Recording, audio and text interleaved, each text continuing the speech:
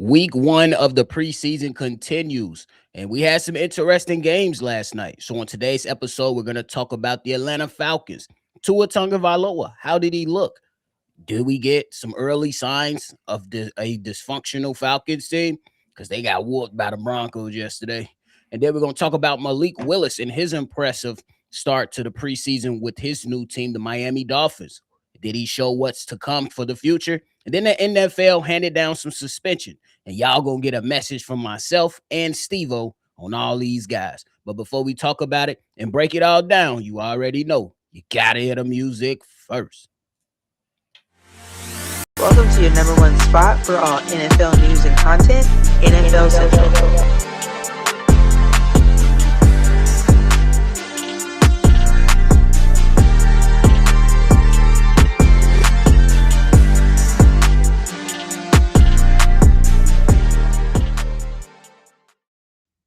What's going on, football fans, and welcome back into another episode of NFL Central, your number one spot for everything NFL, man. We are on our road to 1K, and we're 20 subscribers away. So go ahead and support the channel the easiest way possible by simply hitting that like button and subscribing to the channel for everything football. We don't care who you represent. Come in, join the NFL family for the sake of talking about the greatest sport in the world, football. But Steve-O, what's the word? It's good. Football bite. Football is the word. See, I kept it in one word today. I'm doing well, y'all. But nonetheless, let's talk about these dirty birds down in the A. Steve-O, I know it's just a preseason game, so we're gonna take it with a grain of salt. But 27-7 loss for the Atlanta Falcons versus the Denver Broncos. Tua Tagovailoa did receive, his start. He went 3 of 5 and had 22 yards, and that was pretty much the day for him. Other guys came in as Cooper Rush and Jack Strand. But how did Tua do, and what did you think about the performance of the Atlanta Falcons? Sloppy. Just all around sloppy. Like we said in other episodes, like this is the time to be sloppy. This is the time to get yourself together. But nonetheless, with a team that's not young, I would say, and a team that for the most part has been together for the most part, it's not a lot of new additions, but for the most part, 80% of the team returned from last year. So I didn't expect to see such a weird start off, but you got a new head coach, you got new things that you install. So I do understand that there is a period where you have to adjust to that. So I'm gonna give them a little bit of grace when it comes to that. But it was just certain little things, certain little body language. It just didn't look like OTAs and training camp. Like they still don't look like a complete unit. They still don't look like some form of a team, and that's the little bit worried part of I have about it. Like, it's one thing to struggle, is one thing to have operation problems, is one thing to just to be rusty at football, because this is the first time most of y'all have played football since the last time, which was last season. But at the end of the day, even like, for example, even with the Detroit Lions operation mishaps, you still feel a sense of a team. You still feel a sense of, okay, they could bounce back from this. This seems like it's a lot of like they got a lot of work to get done in the next 3 weeks. That's what I saw from yesterday. I agree with you on that aspect. I think absolutely you're 100% right. We're going to allow the Atlanta Falcons grace for sure, but you definitely would have hoped that with a lot of these guys being around, it would have looked a lot cleaner. When it comes to Tua Tagovailoa, bro, my biggest question for this upcoming season will he be able to push the ball down the field with this great amount of talent that he's surrounded by? Right now, Steve-O, I'm calling Tua Tagovailoa to the flat Tua, because that's all he throwing it to, is to the flats. He's to the flats Tua.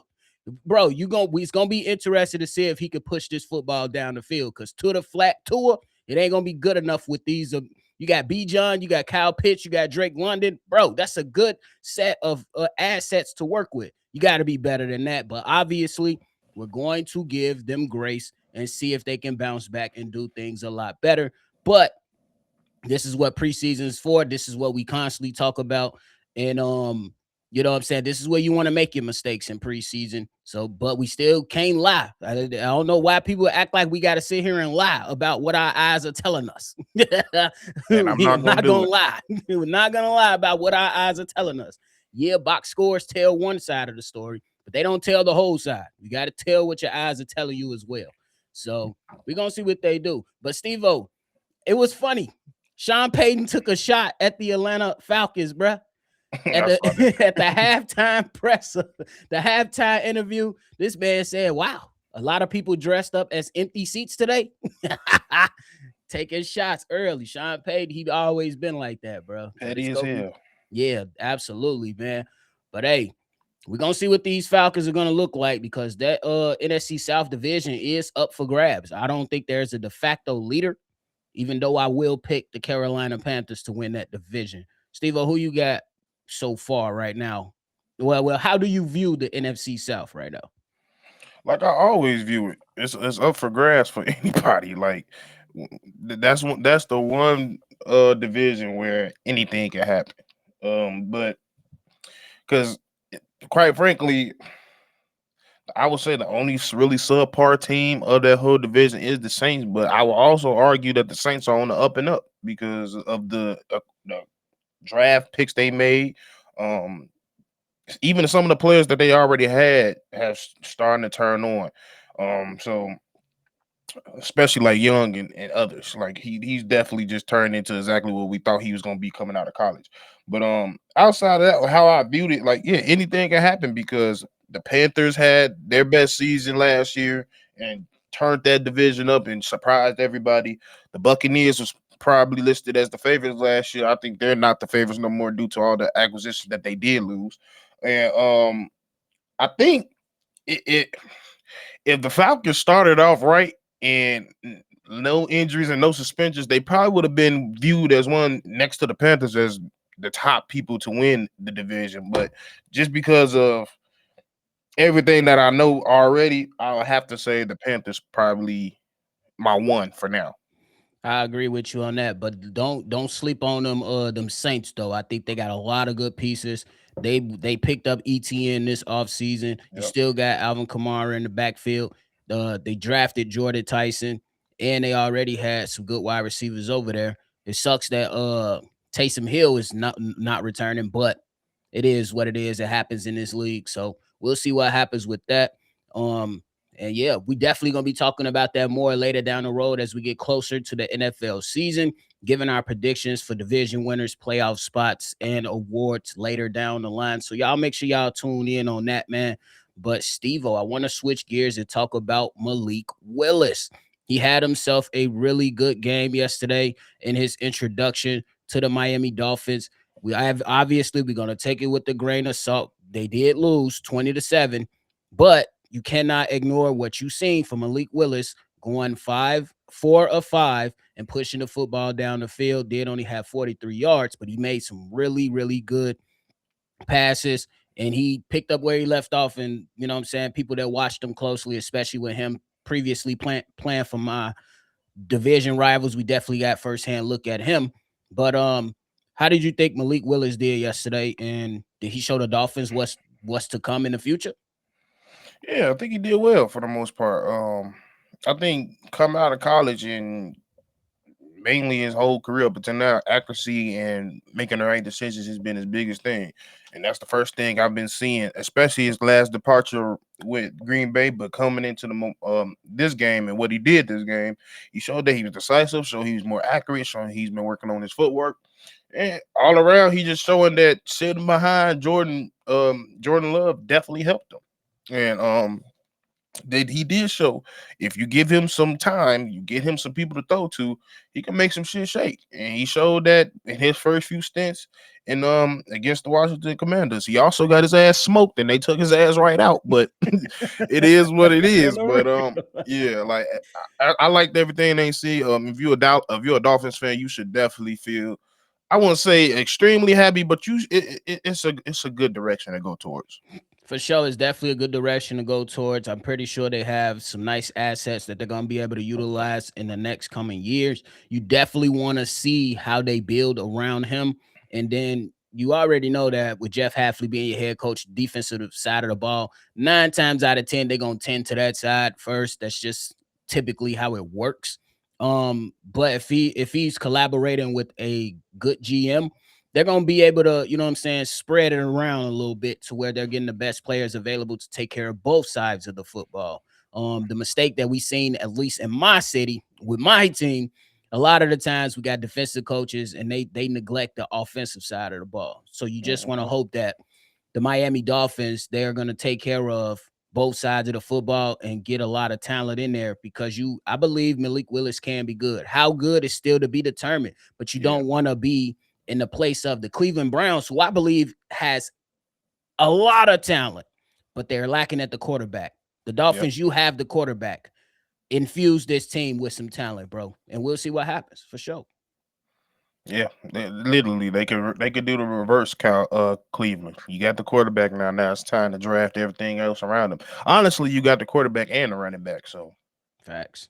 Get that line together, get him some weapons, possibly be ass enough to get Jeremiah Smith, and you might have some shit to work with. I'm not gonna lie, especially if you get the draft, which I think you will. You'll get some picks like Cleveland been getting the last 5 years. You can turn this shit on your head real fast. Yeah, that's the great thing about the NFL, bro. You can go from worst to first in 1 year. Yeah, that's the great thing about this sport, bro, or this league as well. You can go from worst to first in no time. It's not like the NBA where you got to wait 3, 4, 5 years down the line to become a contender again just to make a playoff. Right. You can go out and go crazy. Shit. Look at the Seattle Seahawks, how quick they turned that around and became champions. On the real, it's crazy.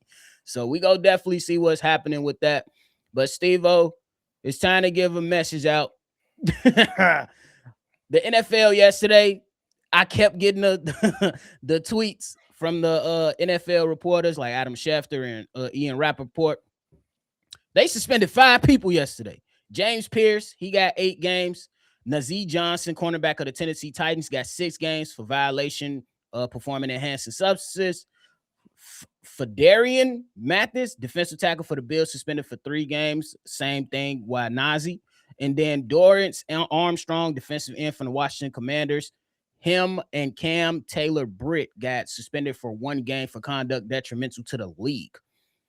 But obviously, the biggest person here that we're going to talk about, well, at least I know who I'm going to talk about, is James Pierce. But, Steve-O, what you got to say about the NFL laying the law down yesterday?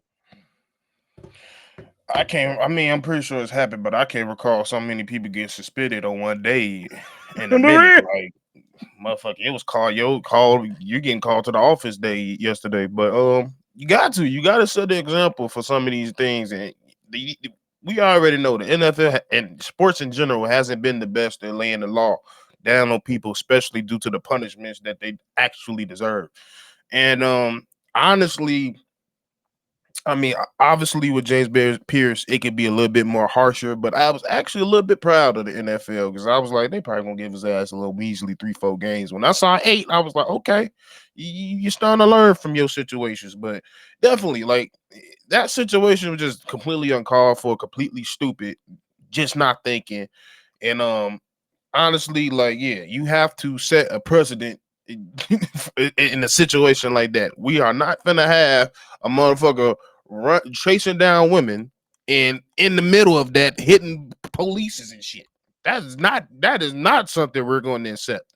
And quite frankly, that's to me, it wasn't a strike 1. He went all the way to strike 2 with him. Facts. So, like, I hope you really learn from this situation. And this is no dig at women, but there is no woman in this world worth losing your career and your life over. And the way you went about it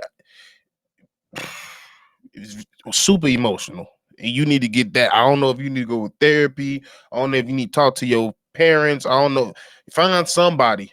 Hopefully somebody, especially somebody older in that locker room, put him under their wing and really spit some game to this dude, because they are already down. Your other piece of your sack duo is down for the year with an ACL injury. Now you're out majority of the season due to your decisions. You are costing your defense a lot. Yes, you're a rookie. You a rookie going into your second year, but you're a very important rookie, and you didn't see that. So I hope that this is your second chance. You're getting a second chance. Don't fumble that shit. Please don't fumble that shit. Because quite frankly, I already don't like your ass. So you do something else again, I'm feed your ass to the wolves for all I give a damn. And then everybody else, at this point, I don't know how y'all keep getting popped. Like at the end of the day, like you know, it's not like the NFL don't give you the list of banned controlled substance. You whatever y'all doing, because it's the constant thing, and I'm hearing the same thing. Oh, somebody told me to take this substance, and they said it was good. No, nigga, do you and whatever you ingest in your body as an athlete, you the athlete have to do your own research. You can't have your trainer, your assistants, this that they're gonna miss some shit. But yes, you should have trainers and others looking at it, but also do your own research so this shit can stop happening. And detrimental to the league, I just want to know what the fuck they did. I don't even know what I want to know what the fuck they did. For real though. But well said, brother, with all those things regarded. For the other guys, for the substance abuse stuff, you definitely got to do your due diligence. Just like I tell my children, bro. Just because somebody on a YouTube short, just because somebody at your school says something or give you an idea, don't think that it's facts. Mm-hmm. Do your due diligence. Go look up your own research. Go figure it out for yourself. Don't just take somebody's word and run with it and think that it's law or it's 100% facts. Gospel, yeah. You know what I'm saying? So to that point, you right on the money with that. Conduct detrimental to the league. Yeah, we definitely want to know what the hell y'all done did. What y'all do, bro? Because we know James Pierce and Steve-O. That's the point, bro. You said everything that was needed to be said. You worked your whole life to get to this point, and you was literally about to throw it away by being stupid. Let's call it for what it is. It was absolutely downright stupid. Stupid. Like, look, love do make you do some crazy shit. But to Steve-O's point, you was finna throw it all away, bro? You was really willing to throw it all away? Like, what we doing here, bro? And the bigger issue is you gotta hold these motherfuckers accountable, but we already know how these sports leagues work. That's the uncomfortable conversation, bro. The uncomfortable conversation about all this is if you're really, really talented, you might get some suspension. You might get that suspension, but you're gonna get some chances. You're gonna get some chances. Now it's up to you what you gonna do with that chance that you just received. Are you gonna go and make the correction and do the proper things and go through the proper avenues to make sure that this doesn't happen again? Or are you gonna be Josh Gordon? Receive chance after chance and fuck up chance after chance until eventually nobody wants to touch you with a 10-foot pole. That, and even just it's a lot of players in the league that just keep getting chances and they don't feel like that's a problem. Like, we know you're like, he's gotten up, but Stephon Diggs' name is not as good as when it came into the league. For sure. And I'm getting to the point where, yeah, you're getting your chances, but y'all motherfuckers need to start changing as human. Mm-hmm. Like, y'all just can't keep getting these chances. Hey, okay, I'm almost fucked up my career. I'm gonna do better for the sake of not fucking up my career. No, do it for the sake of not fucking up your career and changing as a man. Facts. Because if you go down, and that's my thing, me bringing up Stephon there, what he got to do with it? Regardless, it shows that this motherfucker morally has not changed since high school. I don't give a fuck how good he is. You keep constantly getting yourself in trouble or surrounding yourself in trouble instead of football troubles.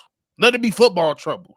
But y'all keep hearing shit outside of stuff is because you're not being disciplined. You're not the main thing with y'all.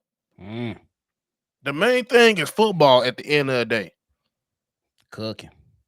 So, like, at the end of the day, I'm tired of, especially my people, already getting looked at as, oh, they already dumb athletes. They already getting what they want. They getting bashed by, and they ain't good people. There's some good people in this league, but they're starting to get pushed in and lumped in with everybody else because of everybody else's dumb decisions. Facts. And quite frankly, a lot of these teams and people in these teams got to start holding them accountable too. And probably, I'm gonna be honest, that's why I like Jalen Hurts so much, because that's what it sounds like he did. Look here, motherfucker. I get it. You your own man. But what you about to do, not only finna fuck up your life, it's finna fuck everybody else's problem up in this bitch. I know what you're talking about too. Well said, bro. Well said. There's nothing to piggyback off that, but hey, man, we got some games coming on later today, bro. And it's gonna be a lot more fun watching these games, man. It's all for the sake and the love of the game. Good conversation too, bro. Definitely allow some realness in some sports to keep it a buck with. You know what I'm saying? These players. But hey, man, you got anything left? No, time to play football. You already know. But hey, man, we appreciate y'all for tuning in to another episode. Before y'all get up out of here, support the channel. We on our road to 1K, 20 subs away from 1K. But hey, man, we appreciate y'all. Make sure you always love football. Enjoy that football slate later today. And y'all already know we're going to catch y'all on the next one for sure. Peace. This has been a presentation of the Break